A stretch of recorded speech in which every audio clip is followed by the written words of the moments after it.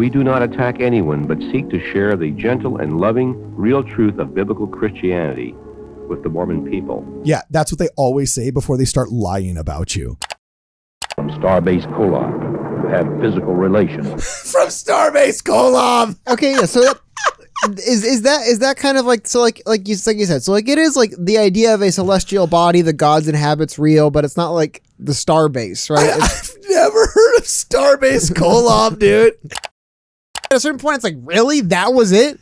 You watched some documentary cartoon and we're just like, all right, I give him my faith? Like, And we're just guessing. Like, I have no idea what this guy is talking about. Because like, it honestly, seems like a pastiche of different Mormon doctrines cast in the most weird light possible just to make the church look bad. in the context of the Cold War, it's kind of funny where it's like, like, oh yeah, and they're communists. One would say it makes him a martyr. Yeah. To me, it kind of got more big vibes. Like, this is meant for people that are Christians to make them hate Mormons. I just assumed that was like normal. I was like, oh, I guess Mormons are just polygamists. I guess they're just like they don't, you know, like you don't drink caffeine and you have like 5 wives. I thought that was just normal. Welcome, ladies and gentlemen, back to Ward Radio. I'm your host, Cardon Ellis, and today I'm joined by my friend Cody in the studio. And many people don't realize this, but in addition to hosting Ward Radio, I run with Cody, a film scanning, preservation, and archival company. We scan everything from documentary footage to feature film. Sometimes we even do Super 8s for people's genealogical research, so on and so forth. And in that process of acquiring films, I came across a doozy. Cody, look what I found. I found a 16 millimeter print of none other than, check this out. Oh man, if I can open it. This one's like really hard to get open, dude. I found a 16 millimeter print of none other than the Temple of the Godmakers, my friend. Is this ringing a bell? Never heard of it. Never heard of it. Okay. Well, the Temple of the Godmakers is actually a prominent anti-Mormon film from like the 70s or 80s or something like that led a lot of people away from the church. It's kind of got a pretty notorious footprint in the zeitgeist of the Church of Jesus Christ of Latter-day Saints. Right. Okay. And anyway, it was a big deal, for lack of a better term. Now, I've never seen it myself, but parts of it have circulated around YouTube for a long time.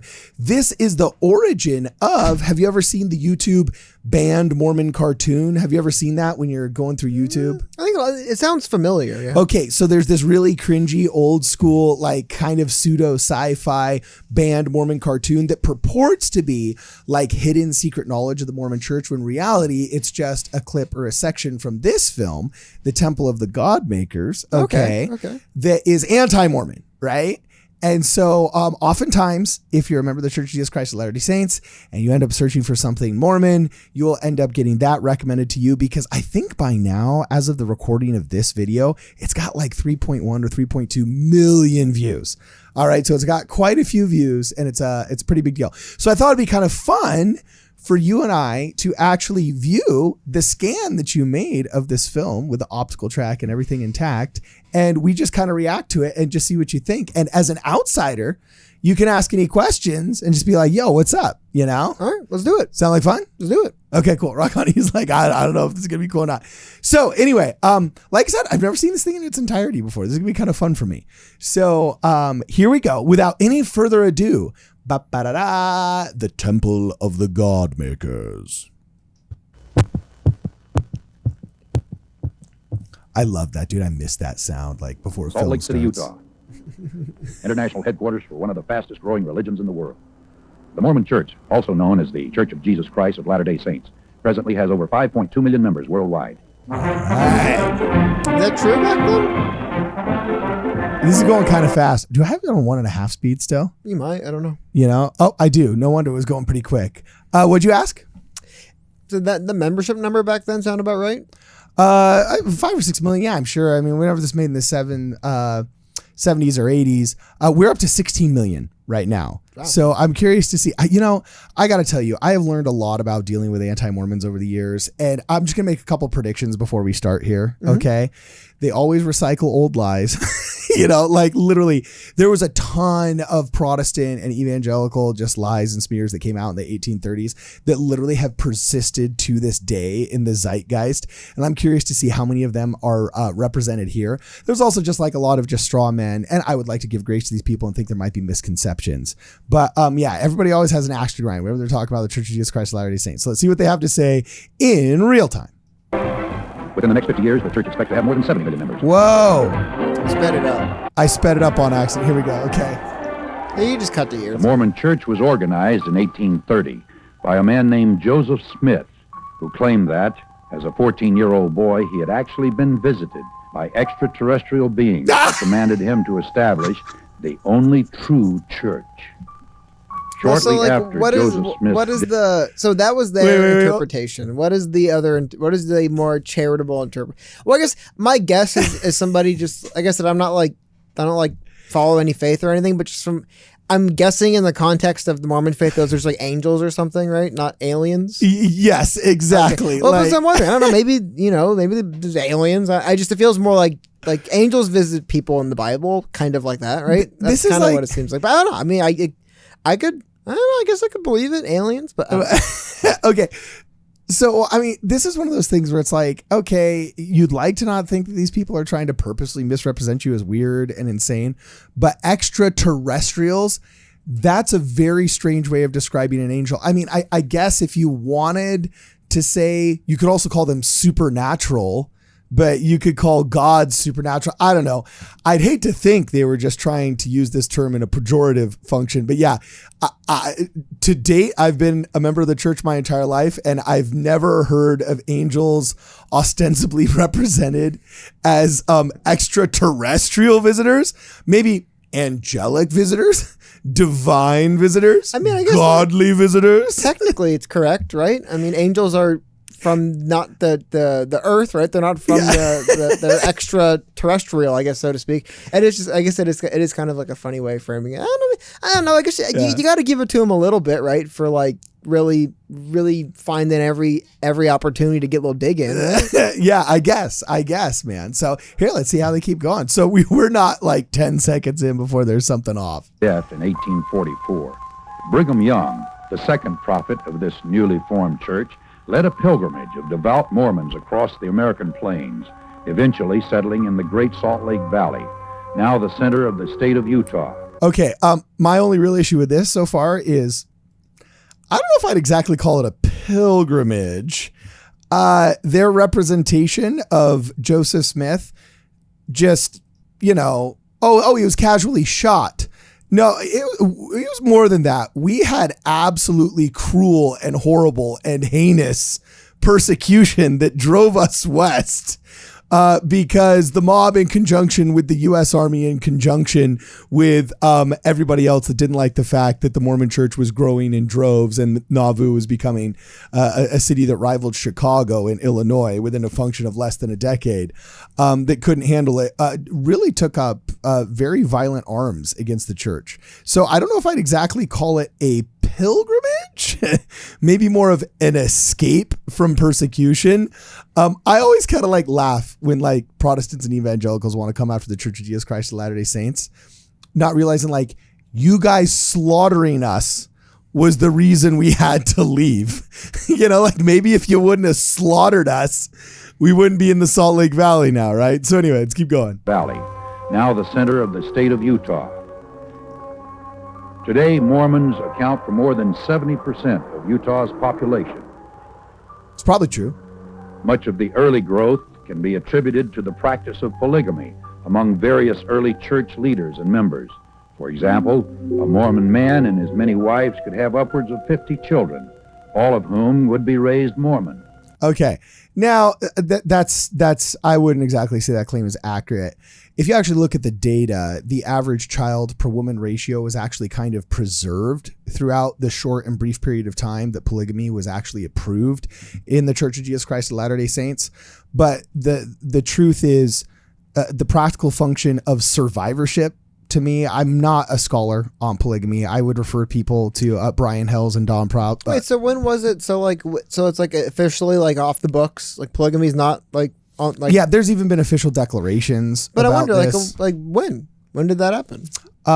In the earliest days of the church, we're talking. The most famous one is Brigham Young. Okay, he's the person we named Brigham Young University afterwards, right? I think he had like 20 or 30 wives, and there was a brief period of time, I believe, like about 50 or 60 years, in church history, where the church, if you were a responsible and worthy adult male, all right, they would actually assign you to take additional wives, and everybody in the northeastern newspapers represented this as some kind of, one of the relics of barbarism, and it was like some kind of sheik with his 50 concubines, like King Solomon with all of his 17 to 21-year-old ladies in his harem, when in reality, if a woman's husband died trying to make the trek west or things like that, you really needed somebody to take care of you, and only the most responsible and worthy would be assigned these people. And yes, sometimes those that could afford it, honestly, would end up having quite a few. And it's kind of wild, but the fact that Brigham Young preserved our church and these people survived despite all of the famine, the slaughter, the attacks, and so on and so forth, I think is one of the biggest miracles of the 19th century. And so I've kind of always looked back at polygamy as like, well, we survived. Yeah, but I mean, like you said, I'm just curious, when was like the official like end date? When did they say like no more? Dude, that's a really good question.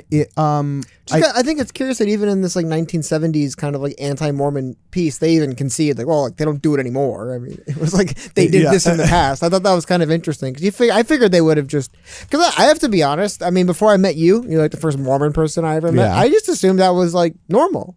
I was like, oh, I guess Mormons are just polygamists. I guess they're just like they don't, like you don't drink caffeine and you have like 5 wives. I thought that was just normal.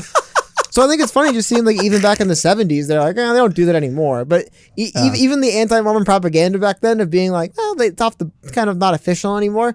I don't know. That stuck, man. I think it's funny. Back then, they didn't even push that hard on it, but it stuck to now. Like to now, people like just assume, oh, you guys have like 30 wives. Well, it's so salacious. It's the thing that always gets stuck. In fact, I remember it was the number one thing in Steve Young's video when people came to visit Salt Lake City for the Olympics in 2001.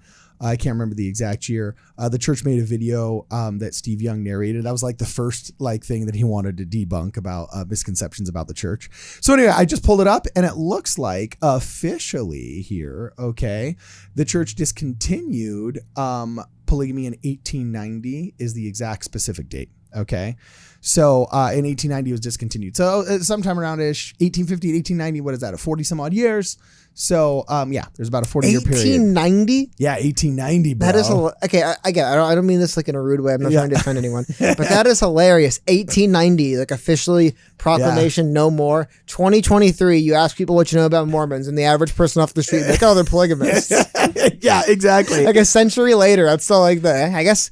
I don't know, man. Some things like they're salacious or whatever, they just stick, and people are like, that's all I remember. I'm telling you, in my top 30 rules of anti-Mormonism, one of the number one things I notice is they recycle old lies. And let me tell you, if we stopped in 1890 and you still represent us as polygamists, like that is absolutely nuts, right? Yeah. Well, no, I mean, I guess I'm assuming, right, like you said, like as far as the church can't control everyone's life everywhere in the frontier. But yeah, like officially being against the practice for over a century and still having it be the one thing you'll never live down is pretty fun. I guess that's everyone though, right? Everyone has like that one thing that happened in high school. It's just, that's you now.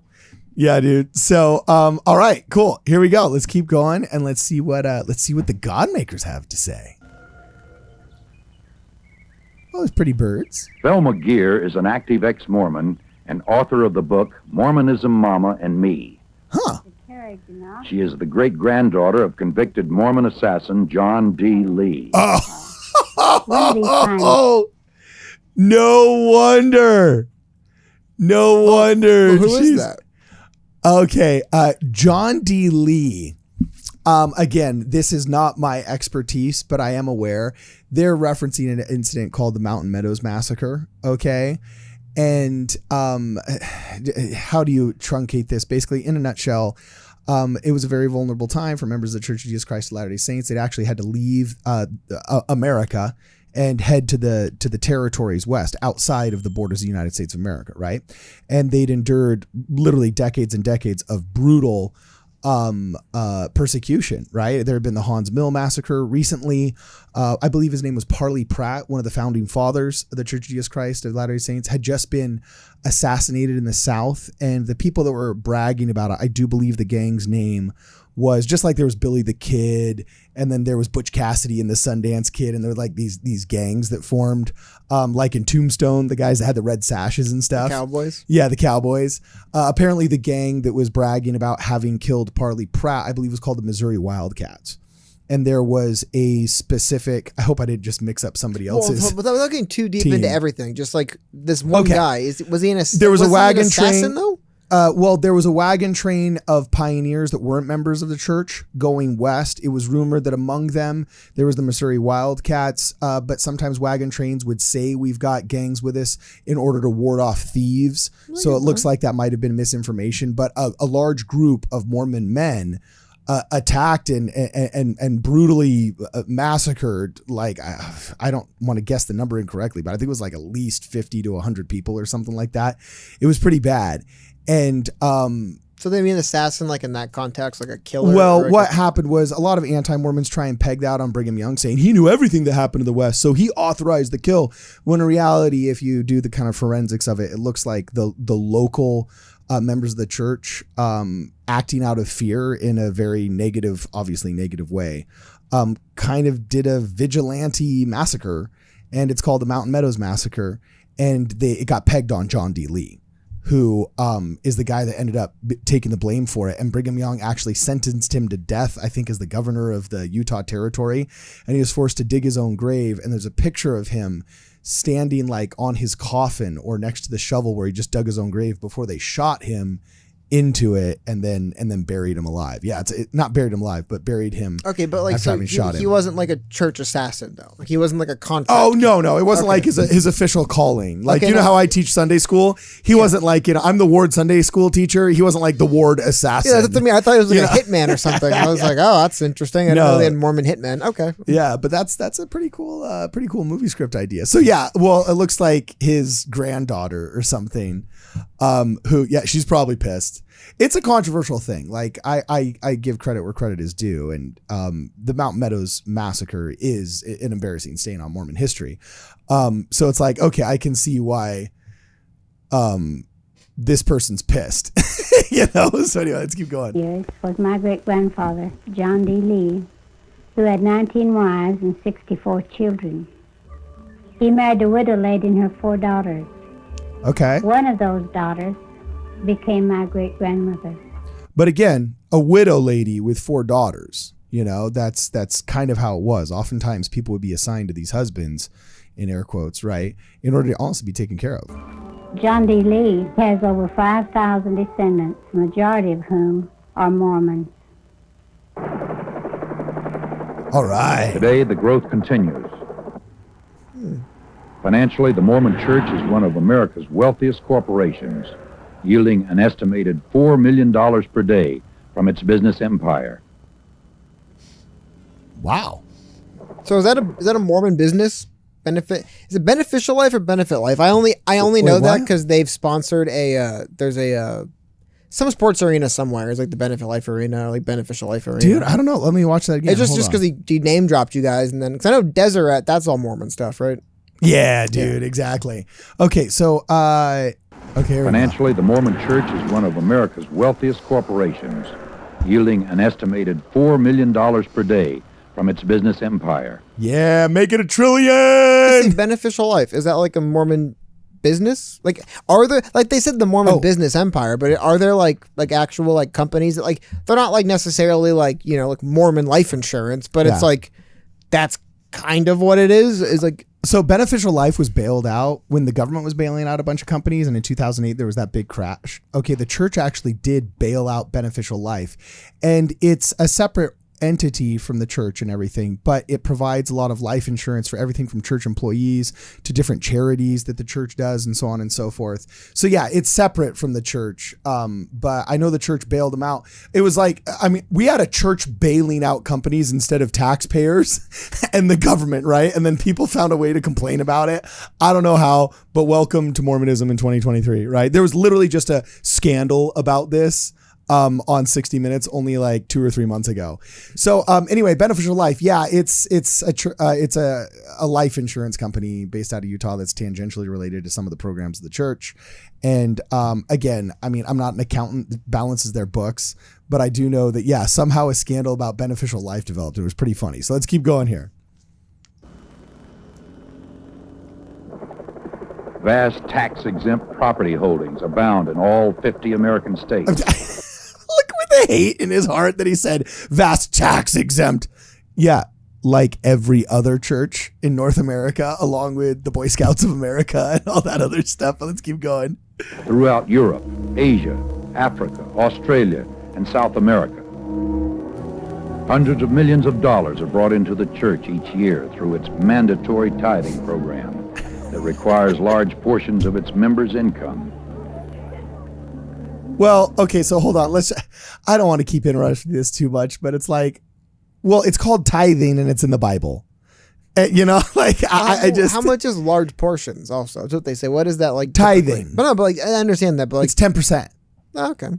You know, I guess, does that qualify as a large portion? Like, I guess. Yeah, 1/10. But like 1/10. I wish the government would view that as just a large portion, but yeah, that's pretty funny. And then I like how they're like, oh, they're all over the world. Yeah, almost like the fulfillment of biblical prophecy. What is the federal income tax rate? 54.3 in California. Well, it'd be federal, but that's hilarious. That I guess the other thing, I never really thought of it that way. Now, I guess like, yeah, I don't want to get too far, but it's kind of funny to think about that way, right? When you think about like taxes, it's like, oh man, people pay 10% of their income to the church. That's insane. And it's like, yeah, what about the other 50 going to the government? Like, is it? I had never really thought of it in that context before, and it is kind of funny, I guess, in that context. Yeah, exactly. So here we go. Mormon meeting houses, which are used for Sunday services and social functions, are being built at the rate of 2 per day around the world. What? These differ is that tremendously. legit? 2 per day. That seems robust. I mean, we're blowing up and we're growing, especially in Africa and stuff. But even in the modern day, 2 per day, that seems maybe 2 per week, I would believe. I mean, but you break it down, I guess 60 a month globally. Yeah, but one chapel holds 4 units. Or 4 wards. I don't know. I think that do you think they were trying to fearmonger like, oh, these Mormons, they're like bunnies. They're just gonna like take over.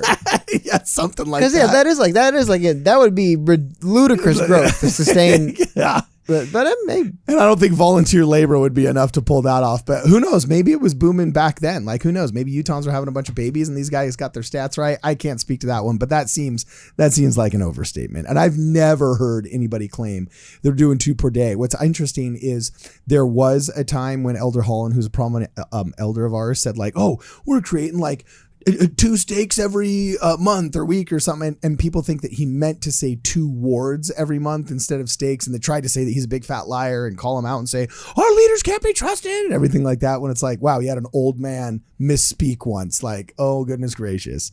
Anyway, so here we go. In function, however, from the few Mormon temples that exist. Ooh, Only the music bizarre is shifted. secret ceremonies are practiced inside and are reserved for an elite group of the most dedicated and self-sacrificing Mormons. An elite group of the most dedicated of self-sacrificing Mormons. Dude, you're looking at one of them, Cody. I'm an elite group, dog. Okay, let's keep going. Ed Decker spent 19 years in the Mormon Church. Oh. He is a former elder and temple Mormon who is now the director of Saints Alive and Ex-Mormons for Jesus. He is also co-author of the best-selling book, The Godmakers. As Mormons, we called ourselves true Christians, although we really felt superior to those of the rest of Christianity because we had so many written supplements to the Bible. We had a living prophet and so much more revealed information. But when I was a Mormon, I believed, as did my LDS friends and our leaders, that the so-called Christian church was really the whore of Babylon, and the temple ritual taught us that the Christian churches were led by those who were in the employ of Satan. This film Is that real? is an honest response to their charge. Okay, so to me, that's at best a misrepresentation. The church is very vocal. You asked, is that real? Yeah. Again, it's like, I'm not a missionary for the Godmakers, so I'm not trying to say what he meant. I was a missionary for our church, so I know what we meant. Well, I guess, hold on, just like from my perspective, is there like legit like I mean, I wouldn't be surprised if there is some like animosity and beef amongst like various Christian sects as far as like, well, when he does say like Mormons believe they're better than other Christians, like, well, yeah, First Presbyterians think they're better than Catholics, Lutherans think they're better than Methodists. Like, what? It's like everybody thinks they're better. Yeah, but I mean, like, they're like taking shots directly, like, oh, we, you know, those other. There was a phrase that some people, when you misconstrue it, have become very rancorous about. In relating the first vision, JosephSmith said that God the Father and Jesus Christ, when he was worried about what church should I join, as a 14-year-old boy, I mean, as a young man, he was religiously inclined and was worried about his salvation. There was a fervor in town about all the different churches you should join. So he'd investigated a bunch of them, unable to figure out which one he wanted to land on. He prays about it, asks God, what church should I join? Has a first vision where God the Father and Jesus Christ appear to him and tell him that he shouldn't join any church. He's actually called to start the restored church in modern times. And he said, specifically quoting Isaiah, that the other churches, the other sects, draw near to me with their lips, but their hearts are far from me, and their creeds are an abomination. Now, a lot of people say like, oh, you're saying that if you're Christian, that you're bad and that we're an abomination. No, the creeds, he's actually specifically referencing like the Nicene Creed, like the Athanasian Creed, you know, these concepts of sola scriptura and things like that have become stumbling blocks for people's faith and actually developing a closer relationship with God and instead a closer relationship with the dogma of their faith. And so sometimes that gets misused a lot by evangelicals and taken out of context. So I think maybe that's what this guy is referencing here, but we do not at all go around and say like, oh, we're better than you because we got extra scriptures in our book bags. Come and read with us and then you'll be part of the cool kids club. We're actually on the record of saying that we adore many of these other faiths. We do not have a monopoly on truth. And we want you to, yes, come and take what you already have and let's see if we can improve upon it, which is a completely different attitude than is what getting represented here. But yeah, let's keep going. We do not attack anyone, but seek to share the gentle and loving, real truth of biblical Christianity with the Mormon people. Yeah, that's what they always say before they start lying about you. So, like, I'm sorry, it's the only time where I get salty at my evangelical and my other Christian buddies is I've never met somebody that was lying about my faith that didn't say we're doing it for loving reasons first. So here we go. Because of the vast difference between Mormonism and biblical Christianity, we've produced a piece of animation to show you what Mormon theology is all about. Yeah! Mormonism teaches that trillions of planets scattered throughout the cosmos are ruled by countless gods who once were human like us. Like, is that... They say that is long that ago on one... Okay, wait, sorry. I couldn't stop it for a second there. What'd you ask? Is that legit that like Mormons believe in like, I don't want to say believe in planets. That sounds dumb. But there's like a greater like we're on one. There's like a greater like celestial like sphere kind of. So like that makes sense. You know what I mean? Yeah. Like, Let's go back and see exactly what he said so I can respond to it. Hold on. Mormonism teaches that trillions of planets scattered throughout the cosmos are ruled by countless gods who once were human like us. Yeah. See that? Is that like the legit kind of like They say- early origins? Trillions of planets ruled by an elite group of gods. Yeah, dude. The short answer is no. I know what they're getting at, and evangelicals have been doing this for 100 years. Mormons believe in a concept called eternal progression, okay? That the idea that we cannot understand the eternities, but ideally a loving Father in heaven will want us to progress both spiritually and physically and so on and so forth. And just as we progress in this life, we will progress in the next, right? And if you're dealing with the eternities and the concept of eternal progression, the concept of what can we become, apotheosis, is kind of this open-ended fun thing to surmise, right? And so there's some apocryphal stories of early leaders of the church and things like that have wondered, what does eternal progression mean, right? Well, we do know that our loving Father in heaven wants us to become like him. He loves us just like I am a good father, and I want my son to hopefully learn all the lessons that I have learned to become a good, functional adult that can end up having his own children and progress into a happy adulthood with a wife of his own and so on and so forth. We do believe that we will progress throughout the eternities. Now, what that exactly looks like, there's no official doctrine. There's been some people that have surmised it. And there was like a prophet in like the 1800s that said, I bet you if God created this world, you know what I'm saying, that we'll be able to create our own worlds and so on and so forth. And people try and hold that up as though we walk around teaching that if you come to church, you're going to be able to populate trillions of planets. Well, so like there isn't any like stargazing then, and like looking up at like the different, like that's what I mean. Like I legitimately know nothing. Like I wouldn't be surprised like, if you would be like, oh no, yeah, like there's like this planet that's in the book. I'd be like, all right, whatever. I don't know. Yeah. But is that like not a thing? No, this idea that Mormons get their own planet, which is this thing that has existed in the evangelical zeitgeist for, I swear, 150 years, it's just plain old not true. Get your own planet, like it's some kind of like multi-level marketing sales pitch. Like, hey, Cody, when you come to church, we just did a whole live stream about you coming to church for the first time with us. Mm-hmm. And did we ever pitch you your own planet? Well, I got to get in the doors first, I guess. Yeah, yeah, exactly. So anyway, it's a cruel pejorative that is no different than when atheists say like, oh, well, you believe in a sky daddy because he's your father in heaven, right? So he's your daddy. And you think that heaven is in the sky, right? So you don't believe in Jesus. You believe in a sky daddy. I get it. I was just curious because that is, I mean, the kind of, again, I'm not like super religious on a ton, but I do feel like kind of like a like celestial cosmic thing doesn't really show up a lot in most backgrounds in most faiths, right? Like literal space, like outer space, not like, you know, like heavens or anything, but like the Milky Way kind of stuff. Yeah. Like that doesn't really...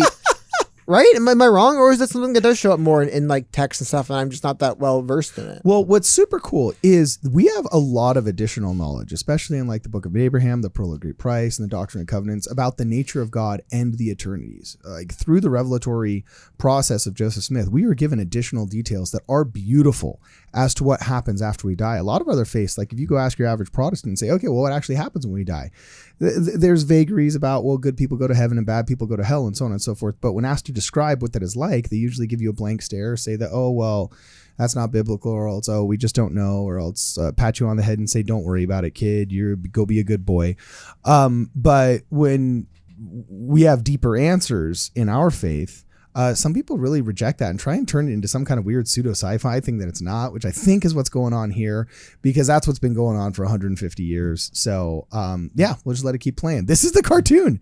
This is awesome. That long ago on one of these planets, to an unidentified god and one of his goddess wives, a spirit child named Elohim was conceived. Okay, I've never heard anything about, like, I guess it's the tomb of the unknown soldier.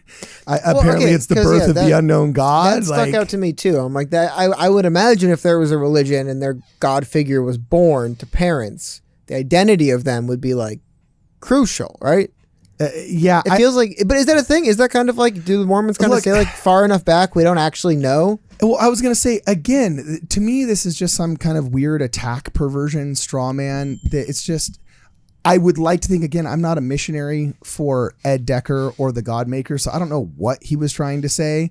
I would think that this is just a perversion of the idea of eternal progression, that if we believe that we can progress and after this life, there's eternal progression that way. If you believe in the eternities, I guess you would kind of have to logically conclude that we could be in a stage of somebody else's eternal progression, you know, and did God have parents? I guess you could ask that and so on and so forth. But is the other but there's no official doctrine about like God's unnamed mother, you know? Like, I thought that was kind of and the bassinet she laid him in, you know what I'm saying? Well, beyond that, so. but then so like, okay, never mind. I guess you answered my question. I figured just, you know, the father of God would probably be an identity worth tracking down, right? Yeah, exactly. But I don't know. I mean, I guess maybe it could be an open-ended question too. Yeah. So here, let's check it out.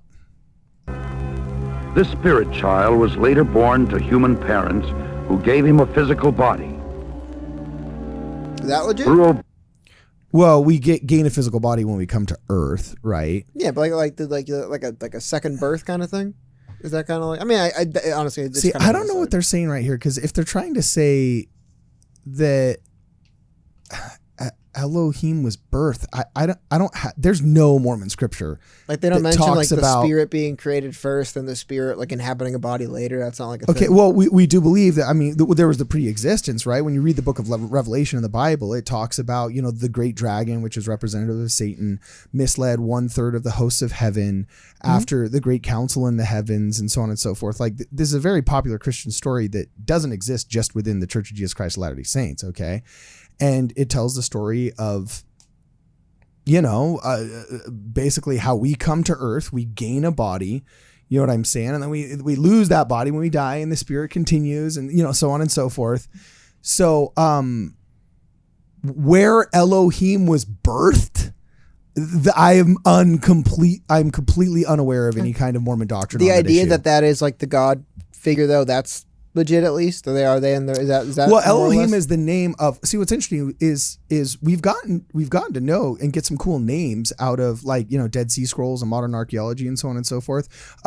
Scholars now recognize that, and you see this in the Chosen, that God was referenced as Adonai most likely during the turn of the millennia. We also know that, as you saw with Indiana Jones, that Yahweh or Jehovah, was how the JesusChrist aspect of the Trinity was referenced, and then that God the Father, when you're translating a lot of the old scripts, like God the Father would be Elohim, Shesha would be Jesus, and the Holy Spirit would be the Holy Spirit, and they carry different names. Okay, but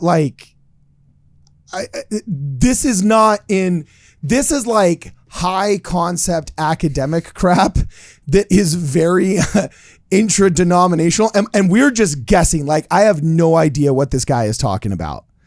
Okay, that's what I mean, because it honestly, seems like a pastiche of different Mormon doctrines cast in the most weird light possible just to make the church look bad. Yeah, I mean, again, it's like a total outsider and someone who's not really religious at all. The idea of there being a kind of like celestial, like spacefaring version of Christianity, like, I don't know, I guess that's like kind of would have been interesting. That's why I'm asking a lot of questions. I've never heard of anything like this before. I've never heard this. If you kind of think about the logical conclusion of some of these things, though, I don't know if I call it spacefaring, because that sounds a little bit, sci-fi. I guess, as far as like the idea of like talking about the physical, like again, like they mentioned at the beginning of this, like the different planets. Like, I feel like when early man, were they looking up at the stars and like, there's thousands of planets out there. One of the biggest problems with modern Christianity, the atheist lampoon, is they cannot justify logically ex nihilo, which is the creation of everything from nothing. And one of the biggest aspects of the revelatory cosmology of Joseph Smith was his revelation that the elements are eternal and that Jesus Christ organized the elements, that the creation process was an organization, right?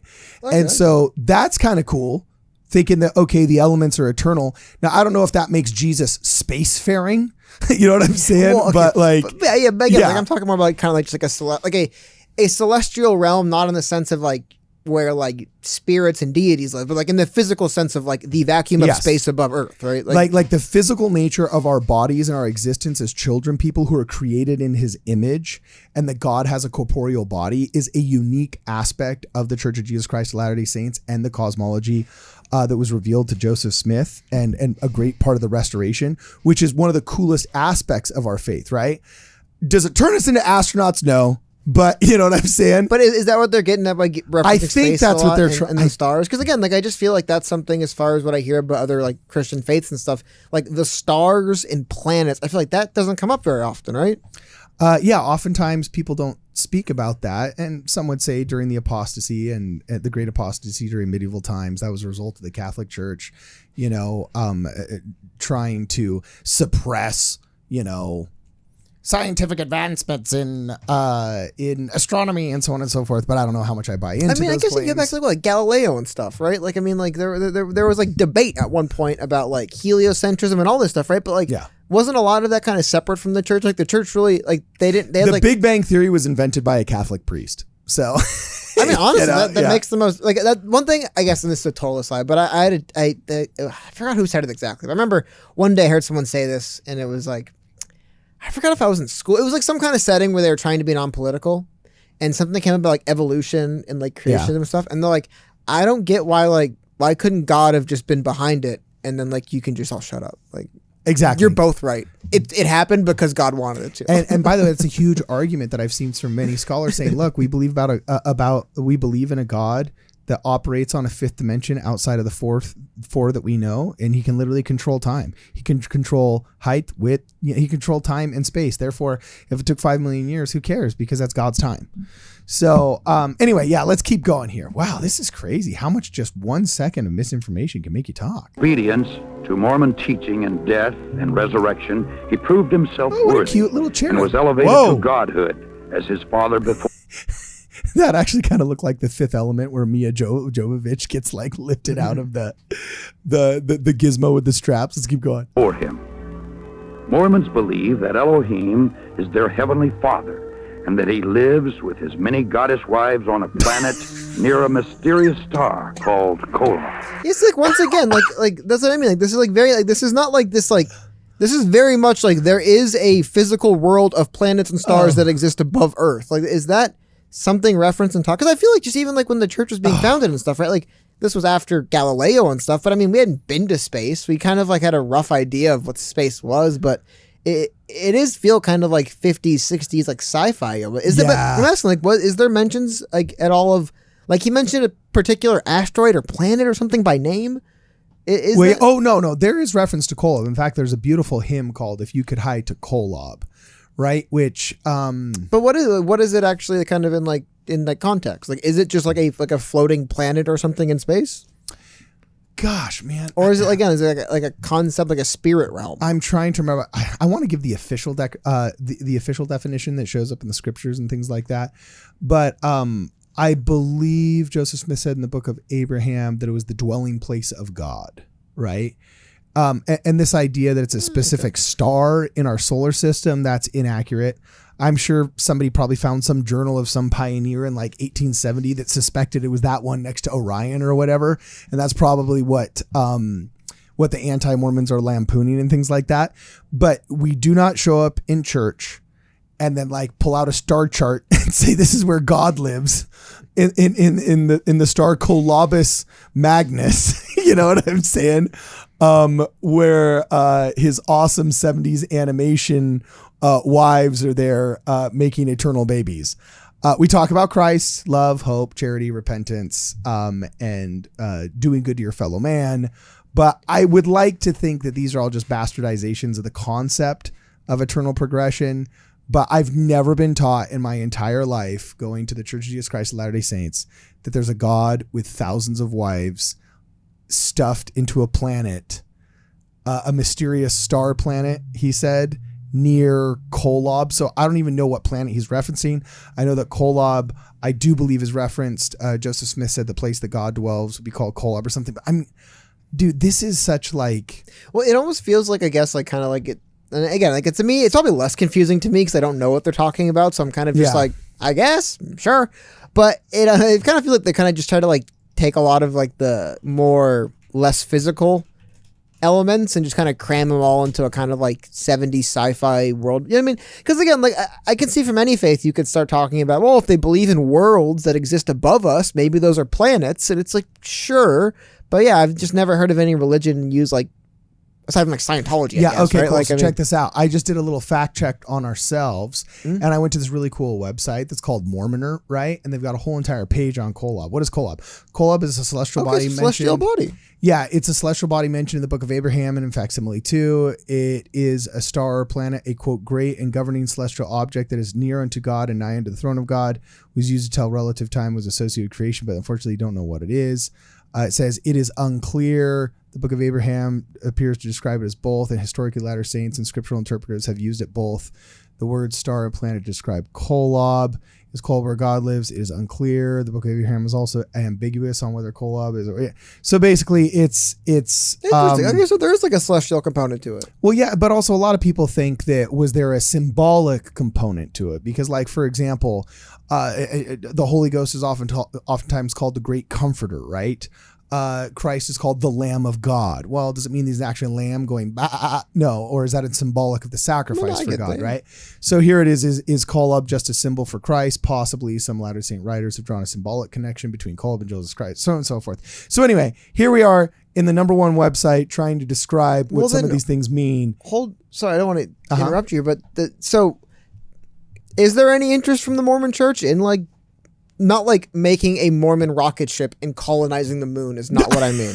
But I mean, is the kind of like continued like development as far as like different things being sent out and learning more about our galaxy and solar system, is that of any particular interest? Dude, half of JPL is Mormon, dog. Okay, that's kind of what I was getting at. Like, I imagine if there is in the faith somewhere the idea that there My father was the CFO of the unmanned drone and the space division of Northrop Grumman, the largest defense contractor in the world, that literally... It was the company that built the lunar module that put men on the moon. Okay, well, I mean, hey, I'm just saying, it sounds like there is some legitimate interest in kind of seeing what's up there in the stars, right? Well, Mormons are super scientific. We love it. The Irene Science Center, when I was a physics major at BYU, has beautiful observatory and all kinds of really great stuff there. So yeah, let's keep going. Let's see what these cats are saying. Man, I can't believe some people went inactive over this video. It's like, geez, what are you guys doing, man? That is pretty funny. Yeah, seriously. So here we go. Boom shakalaka. We return to the Godmakers. Wait, go back. Elohim No. is their heavenly Father. Yeah, what? Scene transition. This is the wrong scene. Okay, yeah. Oh, I was just doing it for a second before this one came up. But Sorry yeah, about it's that. all good. No, it's all good. Reaction with media player. Here we go. And that he lives with his many goddess wives on a planet near a mysterious star called Kolob. But also, okay, Here the God- so we looked up, again, I won't just get stuck on this part, but that is interesting. So we looked up, and again, Kolob is a real celestial, well, not, but you know what I mean, like it exists as celestial, but I wonder, what is the unnamed planet that he apparently lives on? Because again, it is weird to me that's how something that they made up. Because it is weird to me on this cartoon, like, I would imagine, and again, I could be wrong, it's totally an outsider perspective, but I would imagine, like any faith, if it's like, well, we don't actually know who's the father of God, and we don't actually know which planet he's on, I'd be like, well, why not? That's weird. Shouldn't we be asking those questions? Right? Like, it's kind of funny that it's like, they're just like, yeah, he's on some planet nearby the one you know about. It's like, what? Like, can we know which one it is? I don't know. That just kind of stuck out to me as bizarre. Sorry. Yeah, so I don't know what this unnamed planet near Kolob is. Where Elohim is having his thousands of wives. Okay, that is not Mormon doctrine, but I guess I could see how somebody could bastardize and conflate like 15 different Mormon doctrines to get that. But yeah, that's not the way it goes, but it's pretty funny. And the cartoon is cool, so here we go. Out of Mormonism and his wives through endless celestial sex produced billions of spirit children. To decide their destiny, the head of the Mormon gods called a great heavenly council meeting. Both of Elohim's eldest sons were there, Lucifer and his brother Jesus. Wow, they just kind of sit there staring and blinking. Well, hold on. This animator kind of did a lot of staring and blinking. And this could just be me not understanding the background of Christianity at all. Okay. Was Jesus like in the picture from the very beginning with Satan? I thought he came later. Or is he always there? That's a good question. Like the Council of the Gods is a very controversial part of the Old Testament. There's a lot of Protestants and evangelicals who don't like it or ignore it or just choose not to contend with it. But all of the translations in the Old Testament reference gods in the plural. Okay. And our oldest manuscripts of it talk about the gods in the plural. Okay. And that a great council was convened. Okay. Now the Mormon Church believes that all of us were there, that we in the pre-existence as intelligences, we were present, we were there, and Jesus Christ's plan was proposed. Satan's plan was proposed. Those that choose to go with Jesus Christ and elect having agency and trials and having life being a time of probation where we learn all of these deep moral lessons, came to earth. Those that rebelled against God, as the book of Revelation says, and followed the great dragon, or who Satan came down and are those who would tempt us, the evil spirits that would tempt us, right? This is actually a pretty common theme in many Christian religions.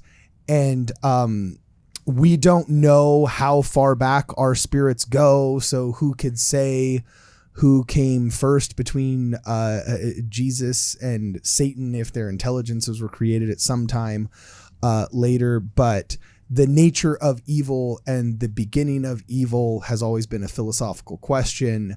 But yeah, I don't know if they all just sat there staring around a table like this video suggests. Well, no, sorry. Again, like I could just be getting the story wrong. I just thought Jesus came along later in the story, right? Or was he always there from the beginning? In the book of Revelation, they're presented simultaneously, I believe, if I'm remembering scripture correctly. But gosh, it's been so long since I read the book. No more than me. I don't know. Yeah. I just thought it was like later on Jesus as a character kind of was introduced. But I didn't realize he was kind of like front and center. Yeah, cool. Here we go. A plan was presented to build planet Earth, where the spirit children would be sent to take on mortal bodies and learn good from evil. Lucifer stood and made his bid for becoming savior of this new world. Wanting the glory for himself, he planned to force everyone to become gods. Opposing the idea, the Mormon Jesus suggested giving man his freedom of choice.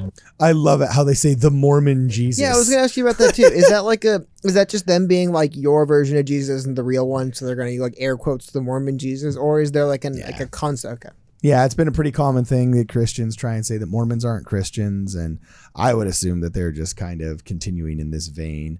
I still think this animation is really kind of fun. Like, it's like super 70s. Like, this reminds me of like the 60s and 70s animation that was super fluidized and all hand-drawn in 2D. I love it. As on other planets. The vote that followed approved the proposal of the Mormon Jesus, who would become savior of the planet Earth. Enraged, Lucifer cunningly convinced one... By the way, I just have to point out here, okay? I just totally have to point out here that if you look at the enraged, this right here looks exactly like the two pillars in King Kong. You know, like they're about to sacrifice Naomi Watts, the pillars in King Kong. It's pretty funny. Let's keep going. Revolt. Thus, Lucifer became the devil and his followers the demons. Yeah. Sent to this world, they would forever be denied bodies of flesh and bone. Those who remained neutral in the battle were cursed to be born with black skin. This is the Mormon explanation for the Negro race. That real? The spirit. Is that legit? Oh my gosh, this is so cringe. Okay, no. Okay. No. The short answer is no. Okay, the long answer is Joseph Smith baptized everybody and was a notorious abolitionist. It was part of the reason why politically he was so controversial. Many people don't realize this, but he was the first presidential candidate assassinated in America. Okay. He was running for president on an abolitionist platform, and he baptized many black members of the church. Unfortunately, while all of the evangelicals were persecuting the early church members, okay, and they were driven west out of the Utah Territory. By the time Brigham Young took over, it was right before the Civil War started in the 1840s and 50s, right? And the Utah Territory, when it was becoming a state, had to choose, are you going to be a slave state or an abolitionist state? Famously, Brigham Young vacillated 6 or 7 times in between the two. And then ultimately, what's called the Curse of Cain doctrine that was basically invented in the South by Baptists and evangelicals, the equivalent of then. Evangelicals come, as Quaker Wells says this, evangelicals come from Southern Baptists, which come from we don't want to give up our slaves, which is basically, from what I understand, the etymology between the First and the Second Baptist Church, right? So anyway, there was a very unfortunate and cruel doctrine called the Curse of Cain doctrine that was developed in the South, that was imported by some missionaries who were trying to explain why Brigham Young had possibly made the political decision of not allowing the state of Deseret to be an abolitionist state. And so unfortunately, for over 100 years, even though Joseph Smith baptized them and gave them the priesthood, black members of the church were restricted from having the priesthood. But that blessing was restored in 1978 by Spencer W. Kimball. And all of the anti-Mormons say like, oh yeah, well, we passed the Civil Rights Act in 1964. Why did you have to wait until 1978? You know, and they try and hold that 14-year difference against the church. But the church wholesale rejects old folklore. You can find old super cringy videos of church leaders in the 20s, 30s, 40s, and 50s trying to justify why they didn't give blacks the priesthood, but they're all stretches that the church rejects. They have rejected for a really long time, but all of the anti-Mormons keep trying to shove in their face. And I always find it hilarious because I would love to know what Ed Decker's position on race relations was in the 60s and what his church's formal position was. Because let me tell you, while Mormons were sitting there not allowing African Americans to have the priesthood, there was like other churches that were legit saying they're subhuman. You know, so it's like, I like it. That's why I was just kind of curious. It seemed like kind of like a weird and the big distinction in general, but I guess and this is I'm only talking to these cats because they're coming from an intradenominational point. What people forget is that secularism birthed racism.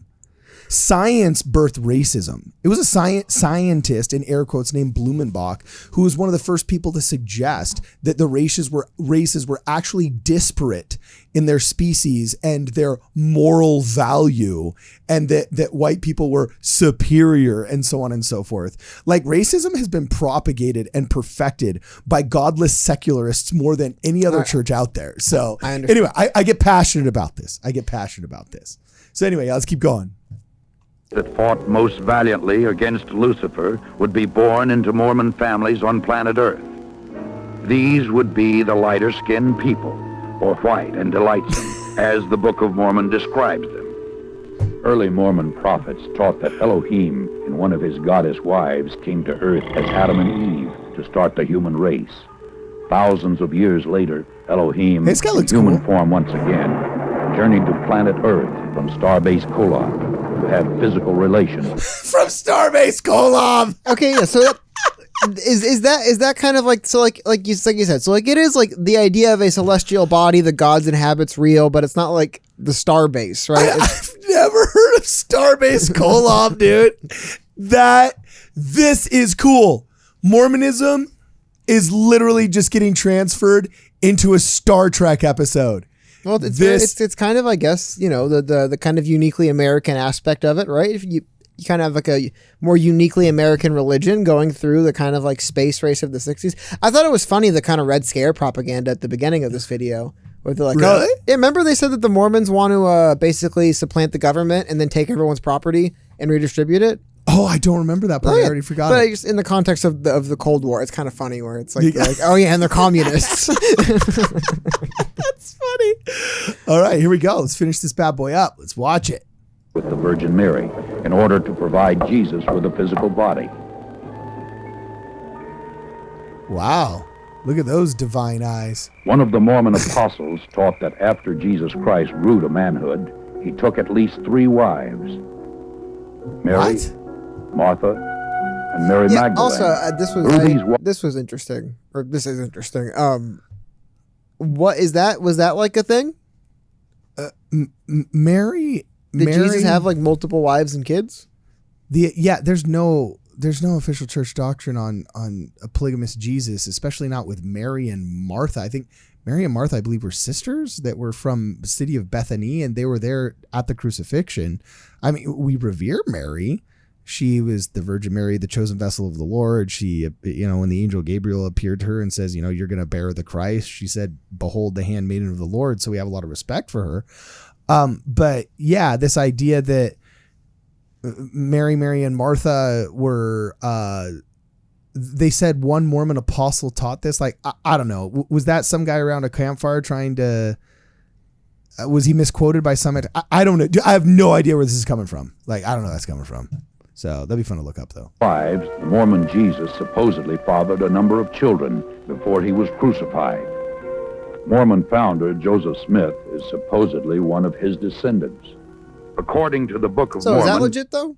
Jesus had kids and Joseph Smith was a descendant of one? Is that legit? Or is that also kind of So I can't speak to the Joseph Smith being a descendant of Jesus. Well, I guess as far as if that's a like actual real kind of like part of the story or part of like I would like to think what they're referencing is there is a continued discussion that ultimately ended up being the premise of angels and demons and the Da Vinci Code, right?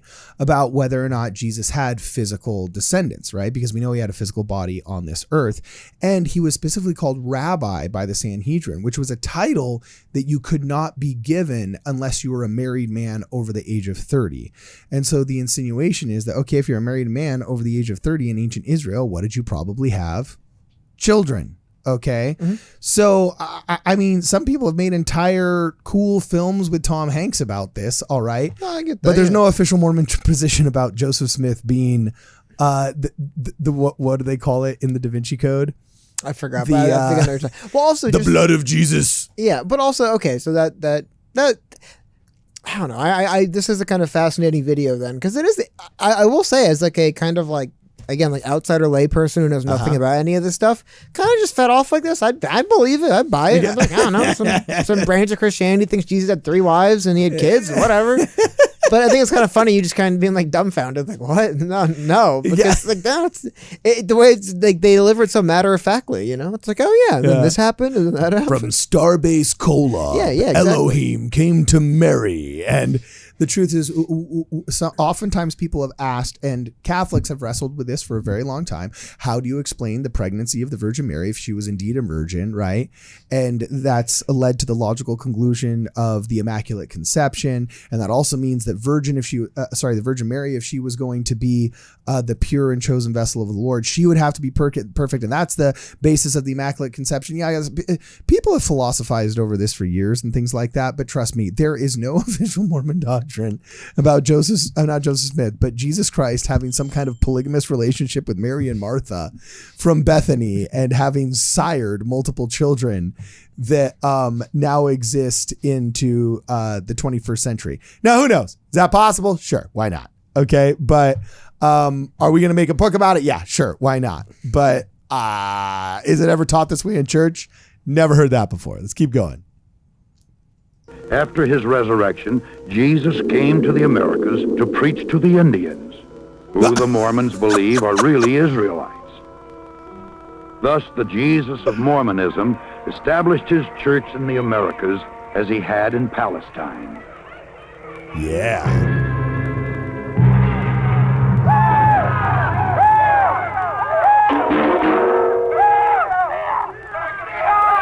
I love this Foley sound. It is awesome. The animation's kind of cool, actually, for this too. Yeah. By the year 421 AD, the dark-skinned Indian Israelites, known as Lamanites, had destroyed all of the white Nephites in a number of great battles. The Nephites' records were supposedly written on golden plates and buried by Moroni, the last living Nephite in the hill Cumorah. So that part's legit, right? I mean, as far as like that's the actual kind of like closer to the story, right? Moroni burying the plates in order to be discovered by Joseph Smith, who translated them by the gift and power of God. Yeah, that's totally real. I was just totally digging this Spartan 300 outfit that they put him in. And that was the question. Is that artistic license, or is there like descriptions of what the people looked like in the Americas at the time? Okay, so everybody's getting it wrong. Like, there was actually officially commissioned Mormon paintings of like what Moroni looked like, and we joke in the church about Nephi having armbands, because it seemed like whenever they wanted to try and make somebody like exotic and ancient American, they would just put armbands on them. And in the 50s and 60s, when they commissioned a bunch of the artwork, there was a lot of people that were just guessing what Mayans or Aztecs or Toltecs would have looked like in real life, because archaeologically it's very difficult to tell, because it's difficult to tell what somebody in the 1600s looked like, because we don't have photographs of them, and cotton clothing would rot, so we have jewelry, we have some footwear. That's usually what sticks around, but what clothing looked like, it's a little bit difficult to tell. It seems like they took some creative license here and made them look kind of like Leonidas in 300. Okay, cool. So that's not like the kind of like general traditional view of what they looked like? Nah, this to me looks like what the animator was just pulling off. Okay. 1,400 years later, a young treasure seeker named Joseph Smith, oh boy, who was known for his tall tales, claimed to have uncovered these same gold plates They near might his as well home have in called him a upstate New York. grave-robbing liar, you know? What'd you say? So they might as well have just called him a grave-robbing liar. Yeah, I know. But by the way, this is what we always laugh about in the church, bro. We say that anti-Mormons can never pick a lane. When it's convenient, they want to make him into a bumbling buffoon that was just stumbling through life and doing all kinds of stupid, idiotic things. But then when it's necessary, they turn him into an evil genius who is pulling off only the most complex of cons, right? So yeah, in this one, they want to call him a bumbling idiot. Let's see if later on they call him an evil genius. He is now honored by Mormons as a prophet because he claimed to have had visions from the spirit world in which he was commanded to organize the Mormon church, because all Christian creeds were an abomination. It was Joseph Smith who originated most of these peculiar doctrines which millions today believe to be true. I love it, the peculiar doctrines. It's pretty awesome if you ask me. But like, I'm assuming that is legit as far as like he wrote those books and those are the books you read, right?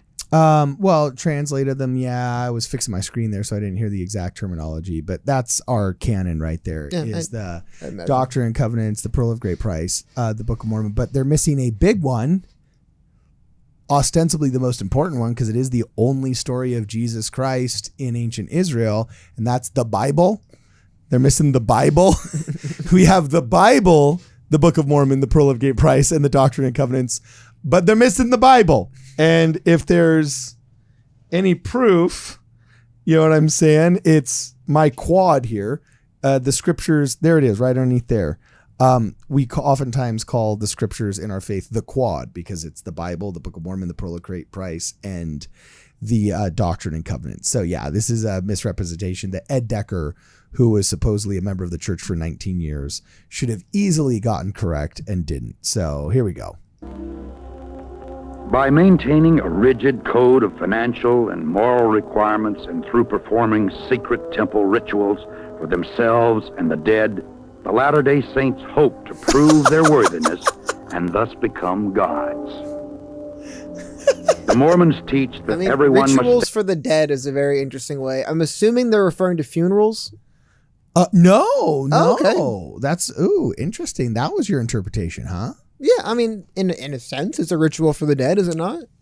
I guess a funeral, well, there's no real ritual. It's a celebration of life. Yeah, there's nothing we do ritualistically to the body, but I could see why the terminology would lead you to think that it was like a memorial service. Yeah. No, baptisms for the dead is actually a beautiful practice in the Church of Jesus Christ of Latter-day Saints. It was also practiced amongst early Christians, okay? And it's referenced in the book of Corinthians in the Bible by Paul, where he says, else, what do they do, those who are baptized for the dead? And it's where a living person can go and can seek baptism in the temple, and they're baptized on behalf of an ancestor who in heaven has a chance to accept or reject that baptism, under the assumption that the angels there are teaching them the gospel and giving them opportunities they may not have had in this life to learn the gospel. And if they accept it, then that baptism that we perform here on earth is good for them as part of their eternal progression, and blesses us here on this earth as part of our eternal progression. Everybody progresses together, and it's one big, giant, beautiful family affair, because aren't we all brothers and sisters in God's way? So they would they baptize a living person as proxy? Yeah. Okay, so they weren't digging up corpses. No. Okay. No, but I could see why you might think it was a funeral, or it's kind of an odd term. You know what I'm saying? We got to figure that one out, right? That's what I was thinking. I was like, oh, maybe like a funeral. Well, also like, there's people that there's different kind of like, not really in Christian religions, but I mean, there is like, like different rituals around like burial services. Like the most extreme is like the sky burials, obviously, but you know what I mean? Like what are the sky burials? I forgot where exactly in the world, but there's somewhere in the world where they like put people up on these like tall platforms, like really high in the air, and they let the birds kind of just pick away at them. Oh, gnarly. Is that like the Indian burial grounds they used to have, where they would elevate the bodies and then, they could just kind of decompose? I don't know exactly. It just larger, just the concept of a kind of like a ritual around a funeral, or like the kind of like passing them off. Dude, have you ever heard of wife burning? Well, in a way, yes. Yeah, dude, that was crazy. I just learned about that today. That was probably a less positive ritual for the dead, I guess. Yeah, dude. Jeez, man, that is brutal. Okay, cool. So here we go, man. Let's see what they got to say. We're almost done. stand at the final judgment before Joseph Smith, the Mormon Jesus, and Elohim. Okay. They really like the blink. Just to Those remind you that Mormons who they're were animated. sealed in the eternal marriage ceremony expect to become polygamous gods in the celestial kingdom, rule over other planets, and spawn new families throughout eternity. Those that are sealed in the, I don't even know, what did it say we expect to become? Polygamous gods that rule over planets in like the celestial. That's what I mean. Like this This video is awesome. This video makes it seem like the celestial world is like very important to the Mormon faith. Is it really not at all? Well, the celestial kingdom is not SpaceX. It's the highest level of heaven. Okay, So like it's- the heavens, not so much like the Andromeda galaxy, right? Yeah, they've turned the heavens into like Men in Black's headquarters, mixed with a 1950s Star Trek episode starring William Shatner. Mm-hmm. But, we believe the celestial kingdom is referencing the highest level of the kingdom of heaven, right? And the reward for everybody who obeys the principles and ordinances of the gospel and is rewarded for their good behavior here on earth, right? So it's literally just the highest tier of heaven. So the fact that it's represented as what do they call it? Starbase something. Starbase Kolob. Yeah, I think that's what. Yeah. Okay. Wow. Here we go. The Mormons thank God for Joseph Smith, who claimed that he had done more for us than any other man, including Jesus Christ. Okay, that's an absolute misquote. In the beginning of the Book of Mormon, we give a lot of reference to Joseph Smith because he did restore the gospel. And there was another prophet of the restoration that said Joseph Smith has done more for humanity through the restoration of the gospel, save any man, save Jesus Christ himself. By saying he is the greatest of modern prophets is not saying that he's better than Jesus. He specifically said he is lesser. That is an absolutely cynical and bad misquote right there. So The Mormons believe that he died as a martyr, shed his blood for us, so that we too may become gods. He was killed, right? yeah. Are they insinuating that the Mormons claim that the atonement comes through Jesus, but through Joseph Smith? Is that what they're saying? Well, I thought you said earlier he was like murdered for being a Mormon, correct? Yes. And I think it's kind of funny, like they view him as a martyr. It's like, well, I mean, people who are killed for believing in something they believe in generally are viewed as martyrs by the people who believe the same thing as them, right? Like, it's kind of weird. That's why I was almost like, I'm like, well, how did he die? Did he get sick? I mean, like, what do you mean they view him as like? Dude, he's still here, bro. It's a conspiracy. Well, it's man. like what's like get kicked by a horse or something. Yeah.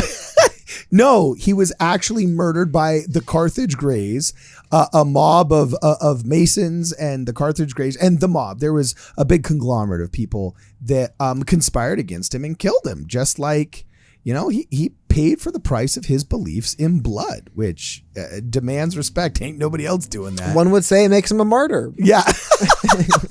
Oh, sorry. Just because I was like, I remember you bringing that up earlier, and the way they kind of described it, I was like, wait a minute, what actually happened to this guy?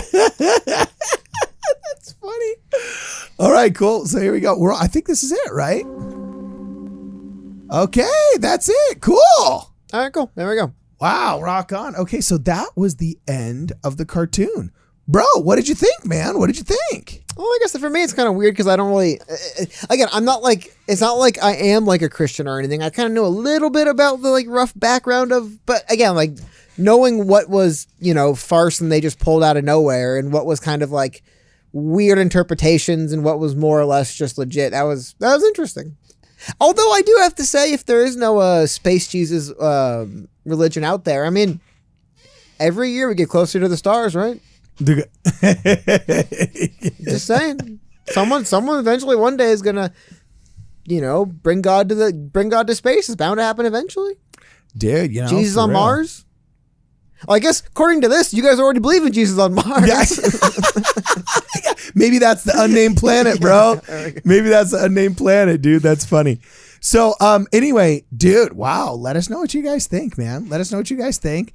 Tell us where we go wrong here. It looks like there's a second half, Cody. Maybe we'll have to do a follow-up to this, a part two. You know what I'm saying? Because there's a second half to this. So let's go scan it.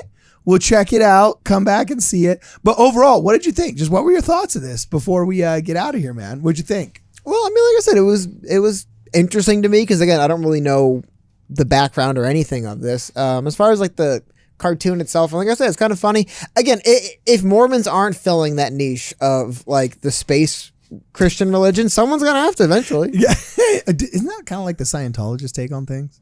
No, because I guess the way I look at it more, I'm thinking of the sense that because for a very they did take the cross and then make it their own kind of thing. No, but I mean more the fact that it's like for a long time, like worship of like the kind of like what like the Abrahamic religions, right? Yeah, it was viewed very much like a terrestrial thing, right?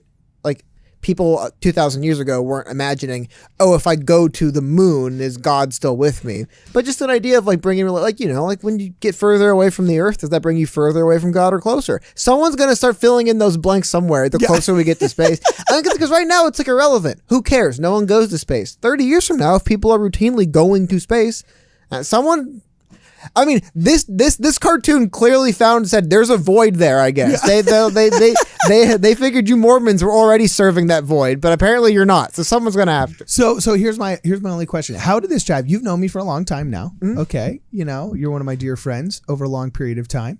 You've known what I'm like. You've known my family forever, and we've often talked not in insane depth about my faith, but enough that I'd feel like you'd be more well versed than the average layman, right? How do you feel this movie was batting? If you were just to watch it, what percentage of it would you think like, okay, I don't know if I bite that off, or what percentage of it would you think like, oh, I would have taken it hook, bait, and sinker? Like if I watched this cold, I would have believed most of it. Cause like here's the thing, as somebody, like I said, like I don't go to like church. I'm not like a religious person. I don't like have any like faith. Like, and I'm not saying this in a rude way.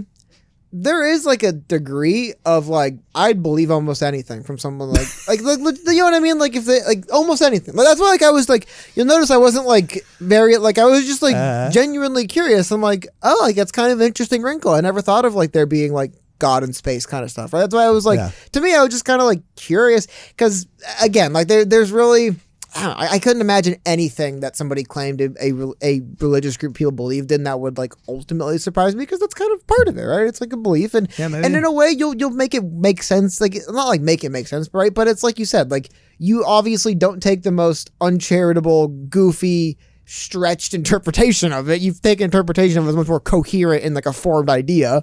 Right. Yeah. So I don't know. Again, like I will say this because I do think I got big time vibes. This is a video made to show Christians to make them not like Mormons. Because again, as me as an outsider, I'm like, I don't know, like space Jesus and stuff's kind of cool. Right. Like that wouldn't have like turned me off of Mormonism necessarily. Mm-hmm. I would have been like, I'll give this a shot. But I guess that's it. To me, it kind of got more big vibes. Like this is meant for people that are Christians to make them hate Mormons less than people who are agnostic, I guess, or just not super really involved. Well, it worked for a lot of people. A lot of people left the church over this film back in the day. Yeah, I know. That's like one of those things where it's almost like, obviously you want them, you welcome them back, right? But it's kind of like, really? Like it'd be like if somebody, it's like if like some like random person like tells your spouse you're cheating on you and they divorce you and they find out later that person was lying. It's like, oh, really? They were. You didn't believe me then, but now, you know what I mean? Like at a certain point, it's like, really? That was it? You watched some documentary cartoon and we're just like, all right, I give him my faith. Like, I would just feel like that's somebody who was they were looking for the exit before they watched that, right? Like, yeah. I find it hard to believe that they deeply held a faith and belief and they watched some cartoon for 30 minutes and go, wow, I'm an idiot. I don't believe this anymore. Oh man, you just savagely stepped on a cultural landmine in our faith called lazy learning, man, and it's actually really funny. So anyway, okay, cool. Well, let us know what you guys think, man.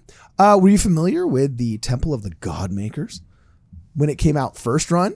Or was this your first experience with it? And what did you think? Just let us know. And if you want to see more, make sure you check us out on wardradio.com. Right now, tell me who you are, get in the car right now. Hey guys, Cardon Ellis here again. Thank you so much for watching. If you haven't had a chance yet, please like this video. If you could share it with your friends, that will help us out a little bit as well. And if you haven't had a chance yet to subscribe to our channel, please make sure you're subscribed and that you have pressed that alert button so you get all of our live streams and all of our standard videos. Also, if you haven't had a chance to contribute to the show, please consider joining the channel or giving us a contribution through Venmo or the Cash app. We can be found on both those platforms. Also, we've got a really great community that follows us here at Ward Radio and a Discord for that community. If you check out our website and go to wardradio.com, you can see links to the Discord there where you can also join our email newsletter. We don't spam, but every once in a while we will send out a newsletter. Also, we're going to have a couple of other videos coming up here, probably right about here and the one right about here that you can check out. And just because we happen to cover it in this video, if you want to send us some of your Super 8, 16 or 35 millimeter films to be scanned, you got some kind of cool genealogy or film project, hey, we'll help you out with that one too. Either way, thanks for hanging out with us. And for this and more, as always, please make sure you check us out on wardradio.com.